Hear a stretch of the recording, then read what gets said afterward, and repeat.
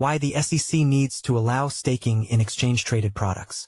A bipartisan challenge to the SEC's exclusion of staking from ETPs is an essential step to maintaining America's competitiveness in the digital asset markets. For far too long, the U.S. has been falling behind the rest of the world on staking policy. Now, in just the first 30 days of the Trump administration, staking has been mentioned in congressional hearings, listed as a top priority by the SEC's newly created crypto task force, and is today the focus of a bipartisan letter from lawmakers challenging the previous SEC stance on its inclusion in exchange-traded products, ETPs. Many in the digital asset sector celebrated when the first spot Ether ETFs were approved in September of last year. It was a giant leap forward for the second-largest cryptocurrency, achieving legitimacy in the eyes of U.S. regulators. But there has been one glaring omission within these financial products: the ability to stake the held assets and profit by doing so. Now a bipartisan group of lawmakers including Senators Cynthia Lummis, Republican Wyoming, Kirsten Gillibrand, Democrat New York, Steve Daines, Republican Montana, Bill Hagerty, Republican Tennessee, Tom Tillis, Republican North Carolina, Bernie Moreno, Republican Ohio, and Ron Wyden, Democrat Oregon, is leading the way to correct that. In a letter delivered to the Securities and Exchange Commission on Friday, they are challenging the SEC's directive to exclude protocol staking in ETPs, highlighting how this position could undermine both investor protections and the competitiveness of U.S. markets. The SEC's prohibition on staking within ETPs is based on a faulty understanding of how staking works on proof-of-stake networks like Ethereum. Staking is not an investment product in itself. Rather, it is a fundamental technical requirement for securing and validating transactions on proof-of-stake networks. When token holders stake their assets, they contribute to the network's security, and in doing so earn rewards generated by the protocol itself, not from any centralized authority. The SEC's directive to spot Ether ETP issuers to exclude staking raises serious concerns about America's competitive position in global digital asset markets.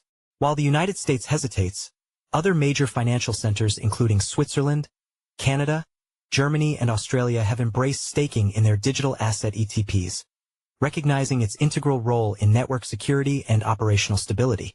Just last month, the UK issued a statutory instrument acknowledging that arrangements for qualifying crypto asset staking do not amount to a collective investment scheme, reinforcing its importance in securing and maintaining blockchain networks. Because staking is essential for securing proof-of-stake networks, it also means that if there were no one staking their Ether, then all of the assets within these ETPs would be at risk. This means that, perversely, the SEC has forced American investors into a position where their investments are only protected by assets held in other jurisdictions. Crucially, the impact of these regulations extends beyond just the Ethereum blockchain, but applies to possible future ETPs of other networks that also use proof-of-stake such as Solana, Avalanche, and Polkadot. As the digital asset sector grows, the impact of this misguided regulation will only deepen. Getting this regulation wrong hurts both American investors and the U.S. economy. Either investors accept domestic products without staking and the associated rewards, limiting their financial returns, or they seek exposure through offshore alternatives, driving capital offshore and out of U.S. stock exchanges. Without staking, Ether ETP holders gradually lose their relative network ownership position due to the inflationary nature of staking rewards. This economic reality makes U.S. products less competitive and less attractive to investors seeking comprehensive exposure to the Ethereum ecosystem. Even more troubling, this outcome appears to contradict the SEC's core mission of investor protection, likely pushing investors toward investment vehicles in other jurisdictions that may not meet the investor protection standards available to investors in the U.S. The technical risks associated with staking, when managed by sophisticated validators, are minimal and well understood. The often cited slashing risk, a penalty mechanism for dishonest validation attempts, has affected just 0.001% of staked Ether to date.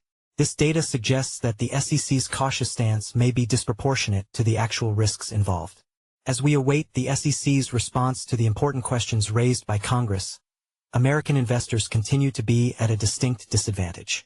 The path forward requires a balanced approach that recognizes staking for what it is, a technical mechanism for network security, while ensuring there is appropriate oversight when it is offered within regulated investment products.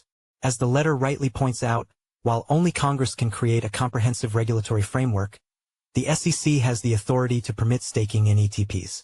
Doing so would align with both the agency's mandate to protect investors and the goal of maintaining U.S. leadership in global financial markets.